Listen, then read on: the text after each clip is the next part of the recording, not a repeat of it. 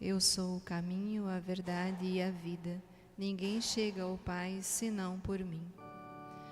Aleluia, aleluia, aleluia.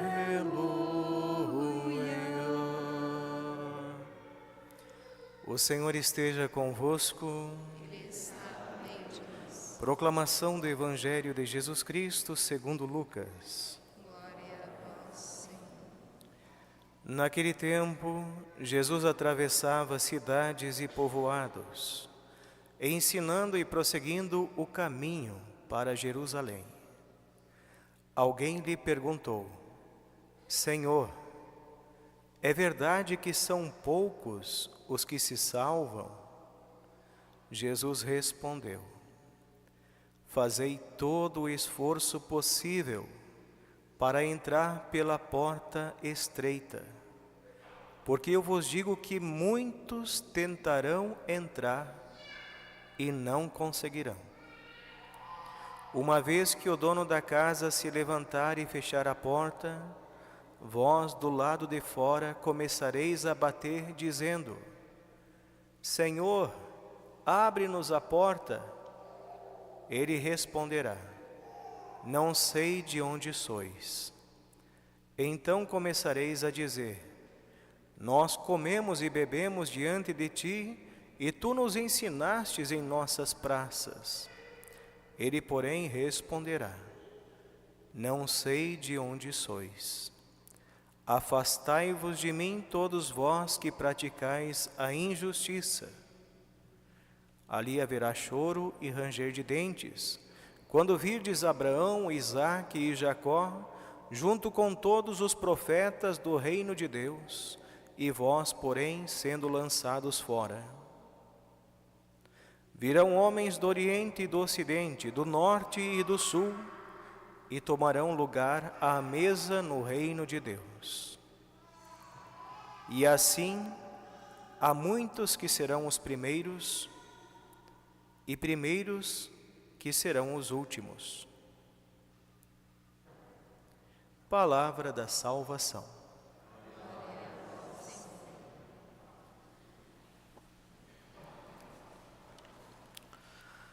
Irmãos e irmãs, na fé em Cristo, que alegria podermos rezar, celebrar juntos esse 21º domingo do tempo comum. Nesse domingo, no mês de agosto, o 4º domingo, nós celebramos o dia da vocação leiga, portanto, todos vocês estão de parabéns.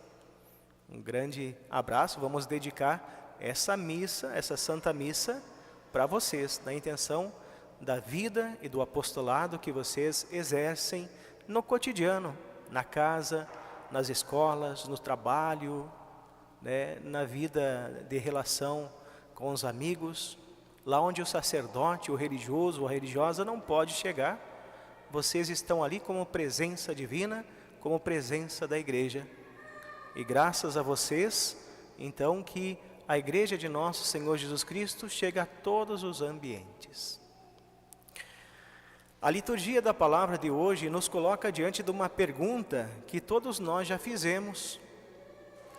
E, de certa forma, uma pergunta bem dramática.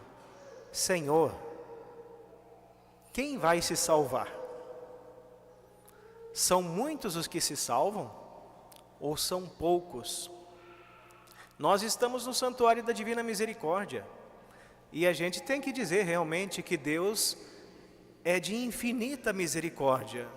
Sua misericórdia se estende de geração em geração a todos que o temem, como cantou Nossa Senhora no Magnífica. Então que Deus perdoa tudo. Todos. É verdade. Mas a nossa liberdade põe limite à misericórdia divina. Nós somos livres. Então, portanto, tem coisas que a misericórdia não pode realizar em nós porque nós não deixamos ou porque nós não queremos.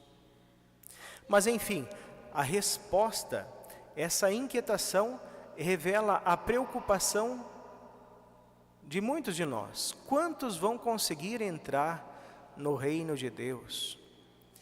Jesus, ele não responde com números. Olha, são 144 mil os que vão se salvar, conforme está no livro do Apocalipse, né? E que os nossos irmãos separados ou os evangélicos muitas vezes afirmam, não, são 144 mil.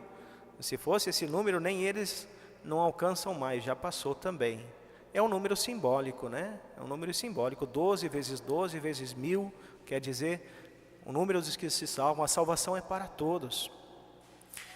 Mas ele chama a atenção para aquilo que é mais essencial. Esforçai-vos por entrar pela porta estreita. É interessante as palavras de Jesus.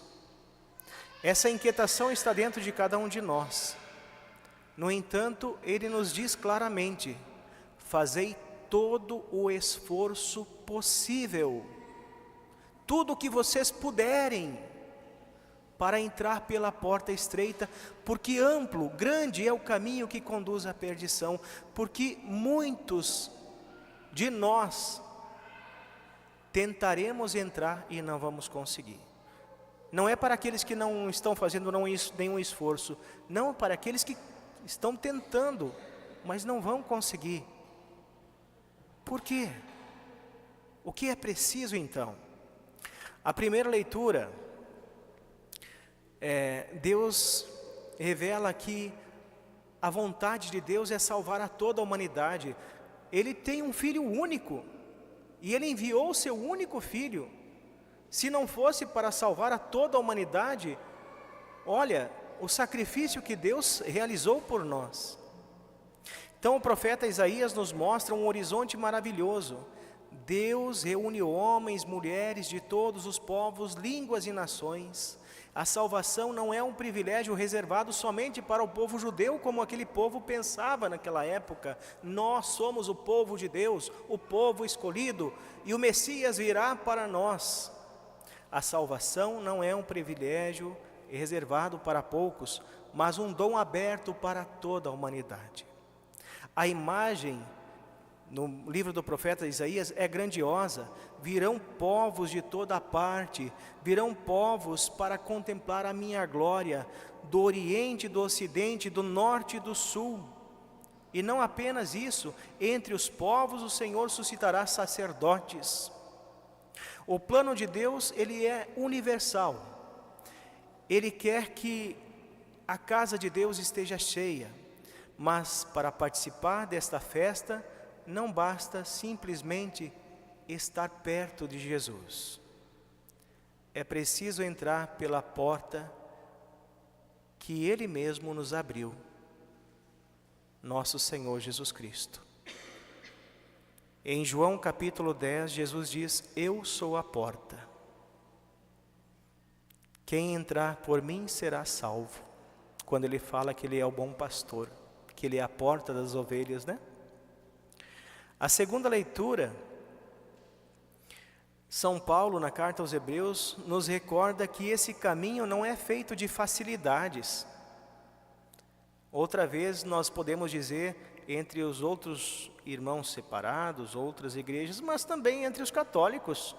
Tem uma vertente da teologia da prosperidade, entre os católicos, que dizem assim, que se você ofertar tanto para Deus, ou se você fazer isso, Deus vai te abençoar e vai te acumular de bênçãos, e você vai prosperar no teu trabalho, você não vai ter mais enfermidade, você não vai ter mais sofrimento. Sirva a Deus que você vai ver a tua vida prosperar. Quando Jesus te disse, se alguém me quer seguir, renuncie a si mesmo, tome sua cruz a cada dia e me siga. Ele não disse que ia acontecer uma transformação maravilhosa neste mundo. Ele disse, no mundo tereis sofrimento, mas coragem, eu venci o mundo. Então, ele nos corrige. Meu filho, na carta aos Hebreus, não desprezes a correção do Senhor, pois é a quem Ele ama que Ele corrige. A porta é estreita, exige purificação do mal que nós contraímos para a nossa vida por causa do nosso pecado. Ah, padre, mas eu me confessei, já me arrependi, já pedi perdão, fui perdoado. De fato, o pecado arrependido e confessado não existe mais. Foi apagado. Nem na lembrança deve ficar. Mas a consequência que ele causou na tua vida precisa ser purificada.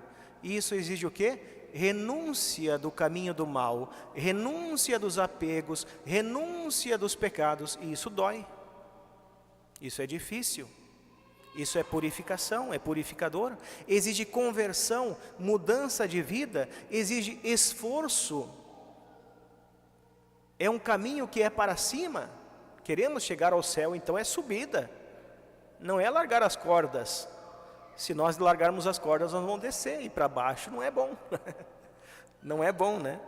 Então, é assim. Assim como um pai educa o seu filho para que ele cresça na sua maturidade, e ele precisa impor limites e castigos muitas vezes, para compreender que aquilo não é bom. Deus nos educa para a santidade, e a correção pode parecer muitas vezes dolorosa, sim, mas depois ela vai produzir um fruto de paz e de justiça. A porta é estreita e exigente, mas conduz a uma verdadeira vida de liberdade. Liberdade porque, eu sou livre para fazer o que eu quero. Bom, se você está livre para pecar, para cometer o pecado, você não é livre. Porque o pecado, o salário do pecado é a morte. Mas eu faço esses pecados e não vejo nada. Eu estou em pecado mortal, vou lá, comungo e não me acontece nada. Você não enxerga o que dentro da tua alma está acontecendo, mas a tua alma está necrosando, está morrendo. E é isso que fica para a vida eterna, a alma. O corpo se desfaz. Os sacramentos que nós recebemos, nenhum deles acontece no nosso corpo. Você comunga o corpo de Cristo, você sente o pão. Mas você recebe o corpo, sangue, alma e divindade, sacramentalmente, claro, na espécie do pão. Mas a substância é corpo, sangue, alma e divindade. Quando somos batizados, o que nós sentimos é a água na cabeça. Mas naquele momento não é mais criatura. É o próprio Deus. Se torna filho de Deus. A mudança é na alma e é eterna. Então, queridos irmãos e irmãs, no Evangelho, Jesus nos fala com clareza. Não basta ter convivido com Ele, ter escutado Sua palavra, ter estado na Sua presença. Não adianta dizer, comemos contigo e tu ensinastes em nossas praças. O que nos salva é a comunhão de vida com Jesus, com Deus, a obediência e a sua vontade. Não basta rezar o terço e continuar fazendo fofoca. Não basta comungar o corpo de Cristo e não estar em estado de graça. Não basta nós fazermos obras sociais, ajudarmos 300 famílias, tirarmos uma pessoa de uma situação de miséria, se a nossa alma não estiver em estado de amizade com Deus, não tem mérito nenhum para a vida eterna, nenhum. Se nós não estivermos em união com Deus, em estado de graça, não há mérito. É isso que o Evangelho quer dizer. Aqui as pessoas estão dizendo para Jesus: Senhor, nós estivemos contigo, eu não vos conheço, não sei de onde sois. Quando os apóstolos, quando Jesus estava para dar a vida e ser crucificado, Jesus disse aos apóstolos: vós sois meus amigos, porque eu vos dei a conhecer tudo o que recebi de meu Pai. Esta amizade são poucos os que conhecem. Por isso que Jesus dizia: têm olhos e não podem ver, têm ouvidos e não podem ouvir. Se nós não estamos em estado de graça, nós só sentimos aquilo que é racional, é uma parte da alma. O raciocínio, nós podemos perceber a presença de Deus com um raciocínio lógico, mas a graça santificante, a graça que os nossos primeiros pais, Adão e Eva, receberam, era a graça santificante, que de certa forma, naturalmente, eles iam crescendo na santidade, por isso santificante, iam se santificando na harmonia, no convívio com Deus, que eles chegariam a tal ponto da sua vida que eles seriam assuntos à glória de Deus, mas ainda não como filhos. Por causa do pecado original, eles perderam a graça santificante e nós recebemos o pecado original, que nos separa de Deus. Quando quando nós somos batizados, o pecado original é apagado, fica a consequência, nós recebemos a graça santificante, e mais do que isso, a vida de Deus em nós. E se nós vamos correspondendo ao amor de Deus por nós, nós vamos crescendo em santidade, e nós só não seremos assuntos ao céu por causa do pecado original. Mas seria isso o que aconteceu com Nossa Senhora. Nós celebramos domingo passado a Assunção de Maria. Seria essa a nossa vida, se não tivéssemos o pecado original, se não tivéssemos manchado a nossa vida pelo pecado. E os santos, quando eles se deram conta disso, quando eles começaram a viver a amizade com Deus, eles foram crescendo nessa graça santificante e foram santificando o seu dia, a sua vida, foram crescendo em santidade a tal ponto que muitos santos alcançaram a 7ª morada, ou seja, a via unitiva, a alma esponsal com Cristo, de tal forma que São Paulo dizia: já não sou eu mais quem vivo, é Cristo que vive em mim. E é isso que Deus quer realizar na nossa vida, queridos irmãos e irmãs. O Concílio Vaticano II deixa muito claro isso.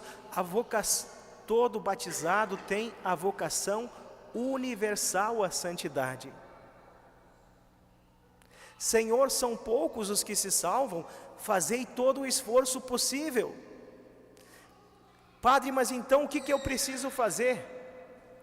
Em primeiro lugar, busque imediatamente o confessionário, porque a confissão frequente, ela vai te restabelecendo o estado de graça e te aumentando a graça. Comungue em estado de graça. A comunhão te alimenta a vida espiritual, teu organismo espiritual, você vai crescendo em graça. E ao passo que você vai perseverando em estado de graça e comunhão com Deus, você vai desenvolvendo as virtudes que vão te dando uma vida santa. E a tua vida vai se transformando, e você vai se configurando, você vai recuperando a imagem e semelhança de Deus pela qual Deus te criou.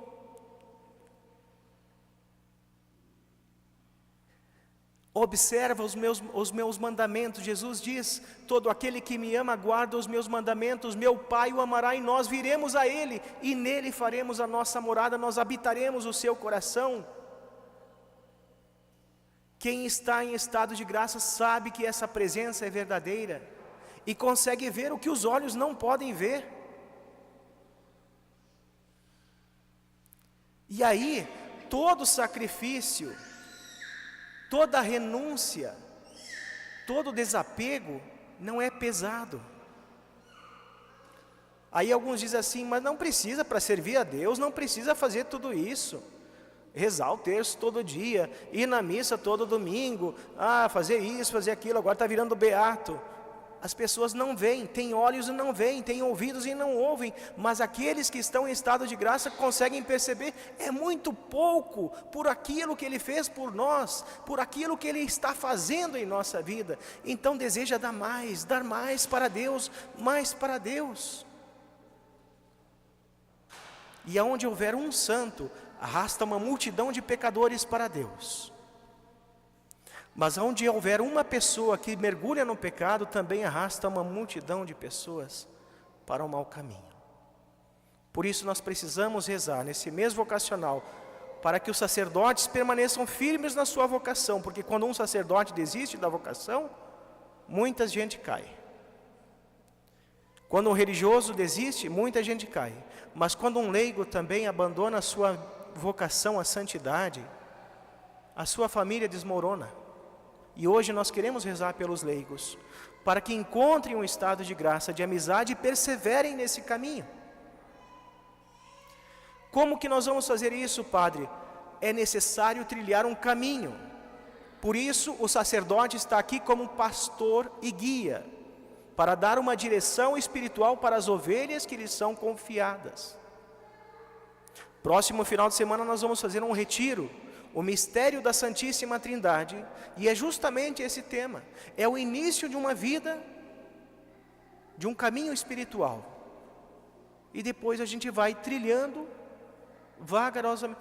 Padre, mas eu me sinto tão distante de Deus dessa realidade. Eu também me senti muitas vezes assim, e às vezes me sinto, porque a conversão é permanente. A gente precisa continuar fazendo todo o esforço possível, porque ninguém está garantido. Dizem que o inferno está vazio, Padre. Vazio ele não está, com certeza não está. Dizem, mas a misericórdia de Deus não perdoa tudo?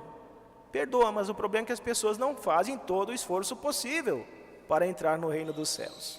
A misericórdia vai perdoar, mas nós temos que fazer essa parte, fazer todo o esforço possível. E há um alerta muito forte, queridos irmãos e irmãs.